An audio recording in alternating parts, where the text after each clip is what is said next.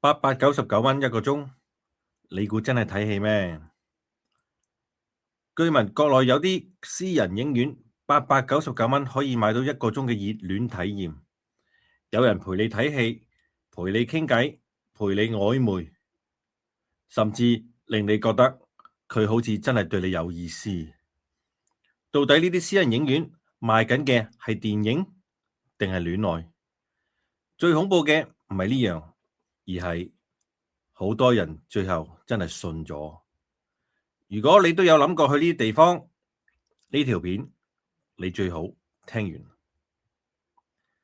一入到房，助教唔會好似普通服務員咁公式化，佢會陪你坐喺你側邊，問你平時鍾意睇咩戲，食咩零食，甚至會主動幫你擦下飲品，遞下紙巾，令你感覺好似識咗好耐咁。最恐怖嘅地方其實唔係接觸，係你開始覺得有人真係留意你。當電影播到一半，燈光開始暗落嚟，真正嘅情緒操作就開始啦。佢可能因為電影情節自然靠近你，會陪你笑，陪你緊張，陪你投入。你會開始有種錯覺，覺得終於有人明白自己，而呢種被理解嘅感覺，先係最多人沉船嘅原因。到差唔多完咗場戲嗰陣，係最危險嘅位先至出現。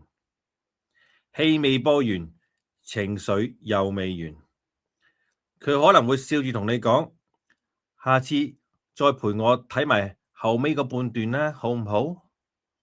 好多時就係呢一刻，原本一個鐘就變咗3個鐘，899蚊喎，最後變成2、3千蚊。老實講，佢哋賣嘅從來唔係電影，而係一種冇負擔嘅親密感。現實世界入面拍拖好複雜，但係喺呢度只要俾錢，你就可以買到最精華嗰部分。899蚊買得到嘅心跳，但係買唔到心動。喺呢60分鐘，你係主角，但係出咗門口，你只係路人啫。講到呢度，我都要提醒大家幾樣嘢。第一，唔好去啲唔清唔楚嘅地方，去就要去啲正規、有規模、有評價嘅鋪頭。第二，如果有人開始不停咁叫你加鐘，你就應該醒啦，因為喺嗰一刻，佢唔係對你好，佢只係對你個荷包好。第三，唔好將呢種地方當真感情，因為你買到嘅只係一場被需要嘅感覺。其實呢種私人影院反映嘅唔只係市場，而係好多人喺現實生活入面嘅寂寞。有時男人沉船未必因為好色，而係太耐冇人對佢好。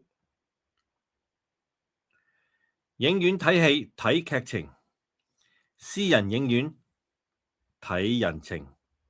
錢可以買到陪伴，但唔好買到自己都信埋。你又有冇試過差啲分唔清邊個係真，邊個係戲啊？戲可以散場，但有啲人會連自己都呃埋。最貴嘅從來都唔係加鐘，而係你開始當真。歡迎喺下面留言分享你有冇聽過呢類型嘅私人影院，又或者你覺得到底邊間係名店，邊間係黑店？如果你鍾意呢類型嘅揭秘嘅深圳新玩法、灰色地帶、老司機被坑嘅內容，記得俾個 like、subscribe 同 share。